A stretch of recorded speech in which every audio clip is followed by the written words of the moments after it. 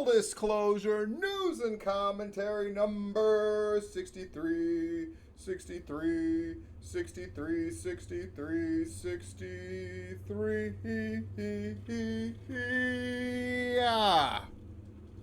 Hope you are well. There's a little background noise, so I'm going to put the microphone a little closer doing laundry. Look who got a haircut.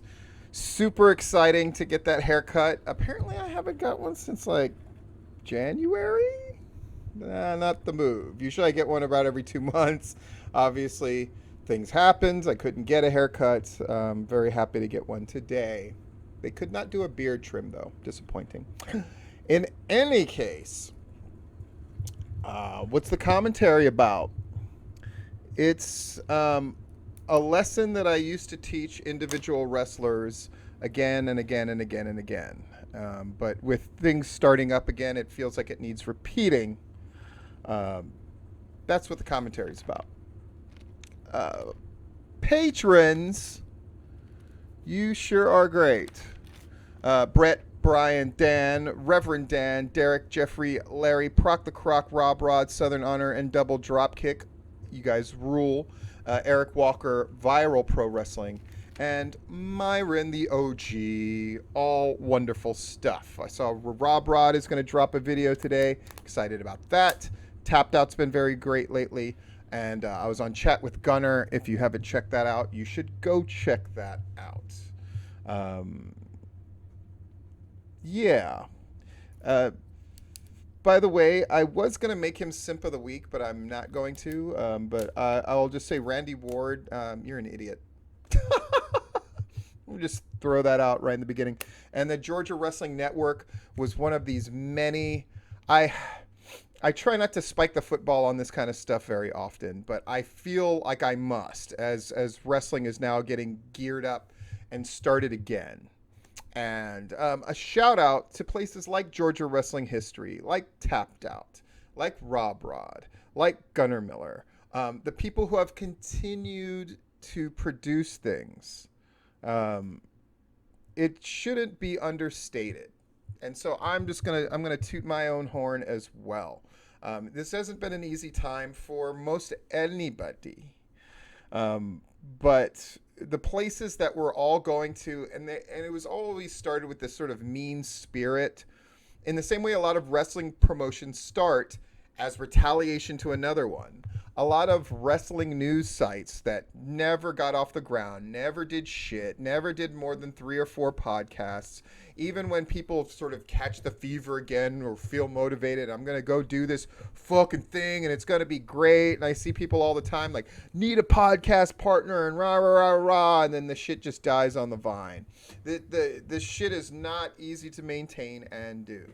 It's not easy to do consistently. And so I want to give a shout out to all the people that are. Speaking of things returning, in light of Mr. Wrestling 2 passing, which sucks.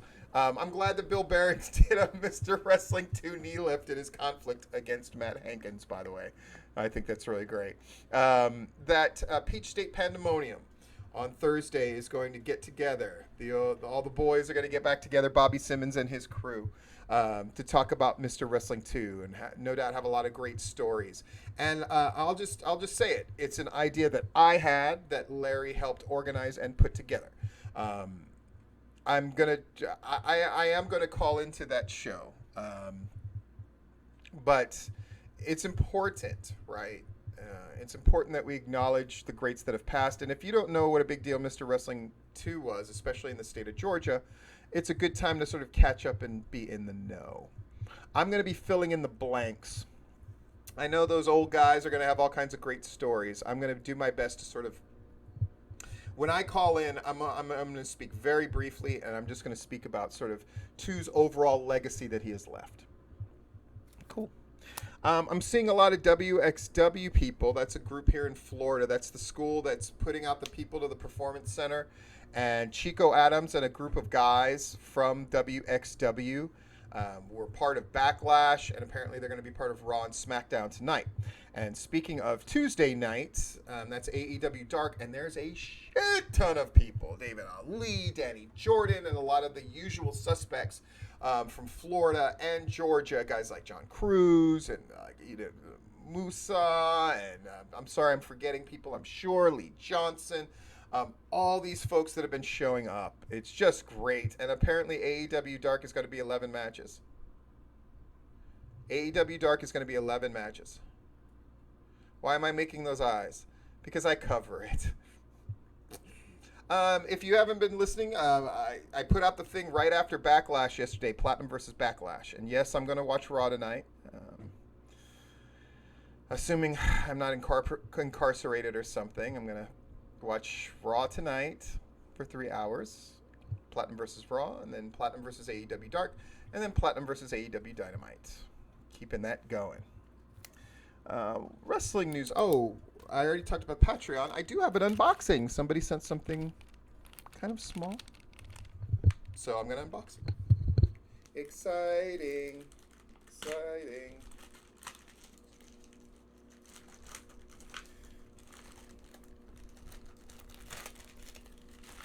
Oof.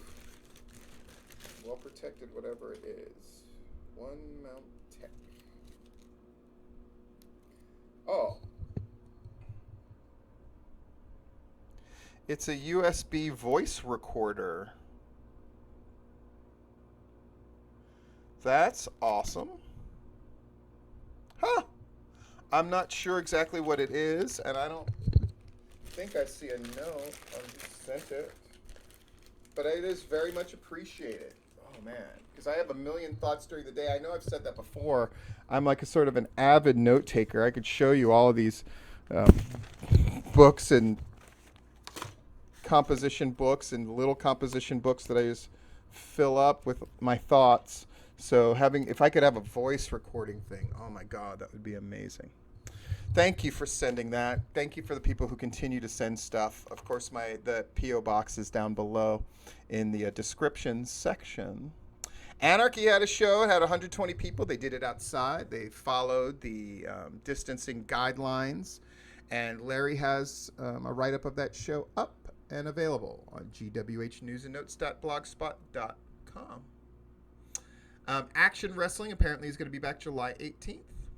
Southern Honor has an announcement about their next show on July 1st. I believe I have that right. If someone from Southern Honor wants to correct that, but that's what I understand is on July 1st, they'll have an announcement about Southern Honor and the next show.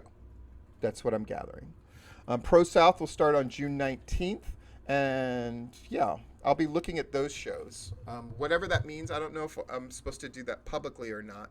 But I'm going to be looking at those Pro South shows. Larry already kind of looks at them and summarizes them, but I'm going to be looking at them as well, I think. Simp of the Week. Oh, geez. Let's put on the song. Stephen Platinum's Simp of the Week. Yeah. Who's our Simp of the Week? Oh, Cameron Cade. I'm not going to put up the pictures because chances are you've seen them already, but he got arrested, and people are taking shots at him because he's only 5'9", and apparently it's the arrest, and again, he hasn't been convicted of anything, etc., alleged, all that good stuff. It's apparently for damage done to a car. Some people might get confused, and I've seen some people already get confused because it's like the destruction of property also goes under the sort of animal abuse umbrella. So people are going like, oh, it's animal abuse. It's not animal abuse, though it's domestic violence. So it looks like a thing where a car was damaged and a girlfriend was assaulted in some way, shape, or form. I don't have any details beyond that. So don't read too much into it. And then, of course, anytime a thing like this happens, then old stories comes out about what people have witnessed. In any case, it looks like Cameron Cade, who's one of the guys who heads up Bushido, is in a lot of hot water. Yeah. So that has been our Stephen Platinum's Simp of the Week. Stephen Platinum's Simp of the Week. The commentary. This one's going to be relatively short and sweet because I have a thing I have to do very soon. But I wanted to get this out Monday because I've been good and consistent with that. Yay. Commentary. The shows are starting up, and let's be real about something. First of all, I thought the obviously gay friendly unicorn holding down my man Chase the police dog was funny. So that's why that happened. I don't have my kids this week, so I'm sad as shit. I hate not having them, though I'm sure they're having a great time. Their mom took them to Melbourne to hang out with her parents, and they're gonna have a great time. I'm sure they'll get to go to the zoo, where they have like a special thing where you can arrange time to be at the zoo. So my kids will have a great time. So not mad about that. And their martial art training is coming along awesome, by the way. Look at Chase, the police dog. This is Veronica's unicorn. She loved the unicorns. Anyway, shows are about to start, and numbers are going up as far as like COVID cases. And I see people doing the usual slate of, oh, it's because they're testing. Dude, I can just tell you, as somebody who has to run around all parts of Florida, not just Orlando, because of jobs that I have, and I mask up and I do all that stuff. But I see that as soon as, and it's as I've been saying on here, social mores are different than the letter of the law. And if the general feeling is, okay, things are opened up now, no matter what you're calling it, phase 1, phase 2, here's the rules that you have in place, here's suggestions that you have. People, they operate under 2 speeds. Tell me what to do, and I'll abide grudgingly, or suggestions, oh, fuck you, it's wide open now. Why am I saying this? Because wrestling shows are going to open up more and more and more and more. We had a number of shows run here in Florida, and they probably had some kind of social distancing, but the numbers that I'm seeing, like Atomic Wrestling's doing 140 people, and even the 120 that they did at Anarchy, like, so we're getting to the point where maybe shows are going to adapt by running outside. I heard that perhaps Anarchy is going to build a staging area outside, lighting rigs, that kind of thing, so that way they can be ready for the next time this kind of thing happens.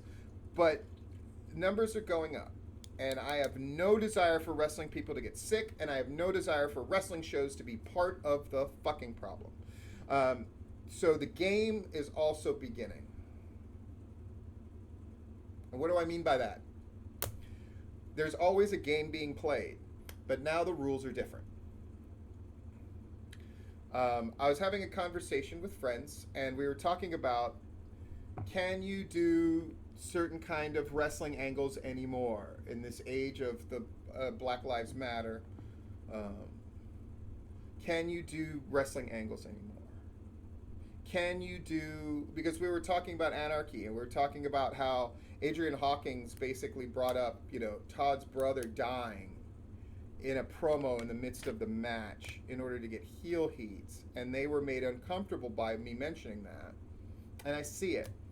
And my thing is, you can get away with anything, just about anything, as long as you go to this old wrestling trope of mine, justice served.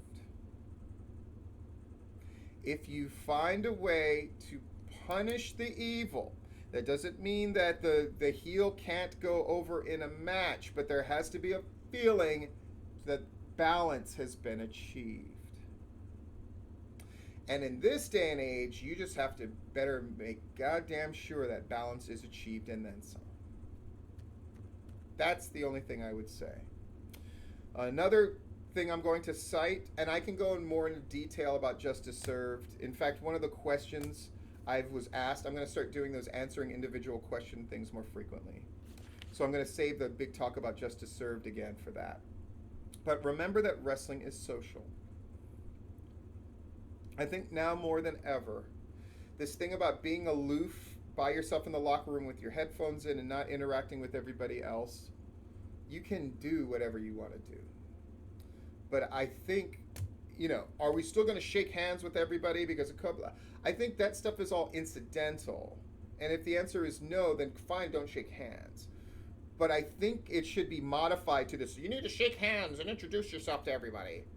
Should be about what it's really about fundamentally at the core. Not the superficial act of like, hey, how you doing, shake? Hey, how you doing? I'm so-and-so. Hey, how you doing? I'm so-and-so. That's That's superficial. And that's just ceremonial. We should get to the spirit of what that is about, which is interacting with everybody. And can we do it on a deeper level? Can we make that wrestling tradition? Can we be more grateful? And can we interact with each other? And can we find some common ground? I don't care if the fucking common ground is let me borrow a cigarette. We have seen the darker and uglier sides of multiple people because of social media. And we can't cancel everybody who we don't agree with, nor should we. However, I think now more than ever, we need to not click the fuck up in wrestling. Wrestling has always been social. And it is our test as grown-ups that we can go to a locker room, and you should be doing this anyway, but you should go up to each and every person, from the person fucking watching the door, taking tickets, running the sound and lights, to the booker, the promoters, etc., etc., etc. She or he, you should be interacting with everybody. Now, you want to keep physical distance, whatever, that's not what I'm talking about, dick legs. What I'm talking about is inquiries on how people are doing, and remembering things about people, relating to them on a deeper level, and establishing true bonds. That's what I'm talking about. It's time to get rid of the superficial titles of brother, brother, my cousin, my brother, brother, brother, and start establishing true bonds and let relationships flourish organically. And quit being fucking leches, quit trying to fuck all the female wrestlers, quit fucking doing your whisper shit in the corner, talking shit about the guy on the other side.